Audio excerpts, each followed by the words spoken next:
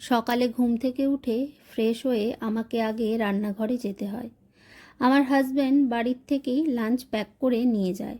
প্রায় অনেকগুলো বছর হয়ে গেল এইভাবেই চলছে। বলতে পারো সকালে রান্না করা এখন আমার অভ্যেস হয়ে গেছে।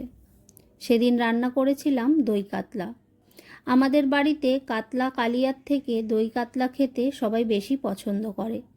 কড়াইতে তেল গরম করে তেজপাতা আর কটা গরম মশলা ফোড়ন দিয়ে পেঁয়াজ বাটা আদা রসুন বাটা দিয়ে কিছুক্ষণ কষালাম।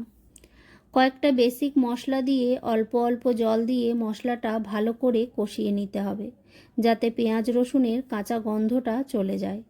তারপর 2 থেকে 3 চামচ টক দই দিয়ে আরও কিছুক্ষণ কষিয়ে নিতে হবে। তারপর পরিমাণ মতো জল দিয়ে ভাজা মাছগুলো কিছুক্ষণ ফুটিয়ে নিলেই রেডি একদম ঘরোয়া স্টাইলে দই কাতলা।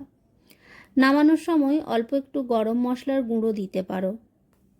সেদিন ছিল পিহানবাবুর স্কুলে ট্রি প্ল্যান্টেশন ডে, আর ওদের ড্রেস কোড ছিল গ্রিন কালার আউটফিট। সব বাচ্চার হাতে ছিল একটা ছোট্ট চারা গাছ, যেটা স্কুল থেকেই ওদের দেওয়া হয়েছে। তাহলে চলো আজকের ভিডিওটা এখানেই শেষ করছি। দেখা হচ্ছে তোমাদের সাথে পরের একটা ব্লগে।